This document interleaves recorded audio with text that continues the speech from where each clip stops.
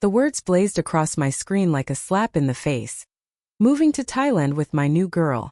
Starting fresh. My husband Mark's Facebook post hit me like a freight train that Tuesday morning. I sat frozen at my desk, my coffee turning to sludge beside me as the comments poured in. Shocked emojis, probing questions, and pity from our mutual friends. My hand shook as I typed a single loaded word in reply, okay. I'm Sarah Bennett, a 52-year-old software engineer from Chicago. After 23 years of marriage, Mark decided to torch our life together with a public announcement. Assuming I'd just roll over and take it. He thought I was too clueless to push back. What he didn't know. I'd been watching, waiting, and plotting for months. It started last spring.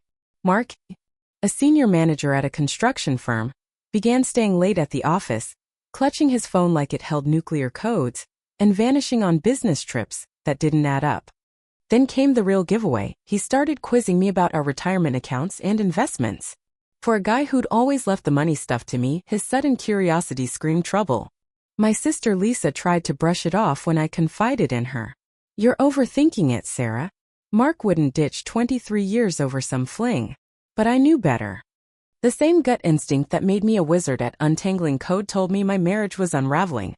So I got to work. I tracked everything, every late night, every sketchy credit card charge, every password to our shared accounts. I stashed it all in a folder on my work computer labeled System Update 2023, innocent enough if Mark ever snooped. But packed with evidence of his creeping betrayal. That Facebook post? It was his final smug middle finger. Staring at his grinning profile pic, the one I'd snapped during our anniversary dinner 6 months earlier, I didn't panic. I felt calm. He thought he was strutting off into the sunset. But I'd already enlisted Claire, Chicago's sharpest divorce lawyer, and spent the last 3 months quietly locking down our assets, documenting his shady moves, and securing every scrap of paperwork. Mark always mocked me as a tech geek who couldn't hack the real world. He figured I'd crumble without him, some damsel too fragile to fight. But 25 years of coding taught me one thing. The best systems plan for every crash. And I prepped for this one like a pro. We'd met at Northwestern University, me grinding through a master's in computer science. Him wrapping up a business degree. Back then I fell for his swagger and charm. He wasn't like the nerds in my program. He could talk about life beyond algorithms and make me laugh. Our early years were solid, or so I thought. We snagged a fixer-upper Victorian in Lincoln Park, and I landed a gig at a tech startup while Mark climbed the corporate ladder. Kids were on the table until a miscarriage derailed that dream, and we never circled back. Instead, we buried ourselves in work. The cracks showed as my career soared. When I snagged a lead engineer role, Mark shrugged it off as tinkering with computers. When my paycheck eclipsed his, he'd sneer about how I lucked out as a woman in tech. I made excuses, playing the loyal wife. Then came the dinner party last March. Mark was crowing about a big project his company scored, and when someone asked about the software behind it, he cut me off before I could speak. Oh, Sarah wouldn't get it. She just does basic coding. My face burned as our friends squirmed. They knew I'd built systems for Fortune 500s. That night, I stopped ignoring the signs. The secret phone calls, the new password on his phone, the name Tara, his project coordinator, slipping into conversations too often. Weekend conferences he couldn't explain. Receipts from restaurants I'd never been to. Lisa was the only one I told.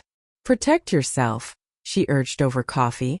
He's not just cheating, he's scheming. She'd seen too many women blindsided in her banking job.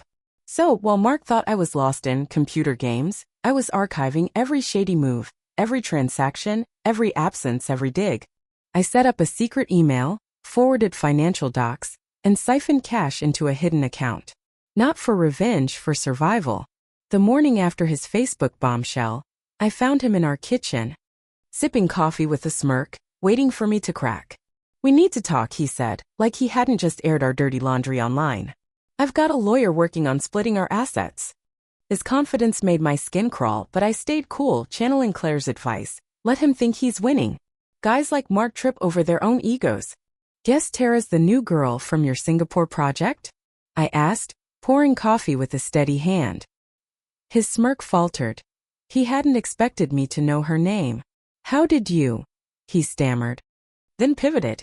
Doesn't matter, Sarah. I'm not here to fight. You keep the house, just transfer my share of the retirement and investments. My lawyer's sending the papers. I nodded. Sure. My lawyer will take a look when they arrive. His eyes flickered with doubt. Your lawyer? He scoffed, trying to recover. Come on, don't drag this out. You're not built for a fight. He grabbed his phone to check his accounts, and I watched his smugness melt into panic. What the hell? The banking app's down. He swiped frantically. My phone's screwed. Maybe check your email, I said casually. The one tied to our accounts. His face drained of color as he fumbled, then froze. Oh wait, you can't. I changed the passwords last night. Two-factor authentication's a game changer, huh? You can't do this, he barked, his cool shattering. That's my money too. Actually, I slid a folder across the counter, it's not. Here's proof of your unauthorized withdrawals, the transfers to Tara's Singapore account, that empty investment shell you set up. My lawyer's got the originals. His jaw tightened. You've been spying on me? No, Mark. I've been protecting myself. Big difference. I grabbed my bag. Oh, and Thailand's got an extradition treaty with the US. Something to chew on before you try dipping into our accounts from there. He spent the next few hours raging at his lawyer while I packed an overnight bag for Lisa's place. Through the wall. I heard his voice spike. What do you mean she's got proof? Those transfers were private. She's just a coder, she can't wait. Forensic accounting. I smirked, zipping my suitcase. Claire had nailed it. Guys like Mark always underestimate the quiet ones. When he stumbled out of his office, he looked gutted. My lawyer says you filed for divorce, financial abuse, and adultery. He says you've got everything. Yep, I replied, glancing at my phone as Claire's latest update pinged. Oh, and HR just got a tip about some irregularities in your project expenses. Those cozy dinners with Tara you billed to the Singapore account. You wouldn't, he rasped. Already did. The board's digging into your client meetings in Miami too. Funny, I don't recall Singapore being near Florida. He crumpled onto the couch, head in hands. Sarah, please. I screwed up, I see that now. A screw up. I laughed bitterly. Forgetting our anniversary is a screw up. Posting your affair online and trying to rob me blind? That's a choice. My phone buzzed. Claire again. Judge just froze our assets pending the divorce. Those transfers to Tara? Gold mine. What am I supposed to do? He whined. My cards are tied to those accounts. I slung my bag over my shoulder. Funny thing, you always said I wasted time on computers. Turns out those games taught me how to trace every digital footprint you left. Mark's Thailand fantasy imploded fast. His company suspended him pending an investigation. Tara? Turns out she was already married to some exec in Singapore. When that surfaced, she ghosted him. From Lisa's guest room, I watched him flail, locked out of our accounts, stonewalled by our advisor, begging the bank with no luck. He's trapped, Lisa said over wine one night. You're not worried he'll snap? Nope, I replied. That Facebook post and all its comments? If he tries anything, it's just more ammo for the judge. His lawyer bailed when Claire sent over my evidence pile, every sketchy transfer, every expense report, every flirty message I'd pulled from our cloud. Mark's call swung from threats. You've ruined me. To groveling. Baby, let's fix this. I ignored them, forwarding the nasty ones to Claire. Then his company dropped the hammer. Fired for embezzlement, with criminal charges filed. He'd been skimming project funds for years. Claire grinned when the news hit. Still think Thailand's in the cards? I laughed. Mark's whole fresh start, undone by the skills he'd mocked. 3 weeks after his post, I found him on our front steps, unshaven and wrecked. Sarah, please. He croaked as I brushed past. I've lost my job, my reputation, everything. And whose fault is that? I shot back. You didn't just cheat, you tried to bury me. The company's pressing charges. He muttered. Jail's on the table. Tara's gone. Shocking, I deadpanned, pulling up his still live Facebook post. You were so proud of this, huh? Thought I'd just wilt while you and Tara rode off with our savings. He slumped. I've got nothing left. Your biggest mistake wasn't the affair or the theft, I said, hand on the door. It was thinking I was too weak to fight back. I left him there and walked inside, his defeated shuffle fading behind me. Life shifted after Mark. The house was mine in the divorce, and I repainted it with Lisa's help, wiping away his ghost. Friends rallied and my coworker Jen dragged me to a women's support group. I started small workshops on digital financial security, teaching women how to spot red flags and shield their assets. They grew fast, fueled by divorce lawyers and word of mouth. Claire sent clients my way saying, "You're teaching stuff even I didn't know." Mark took a plea deal, 18 months in prison. Tara moved on to her next mark. 6 months after his post, a woman in Seattle emailed me. She'd used my tips to bust her husband's crypto scam. "You saved me," she wrote. I teared up, realizing Mark's betrayal had birthed my purpose. My tech firm offered a sabbatical to build a full program.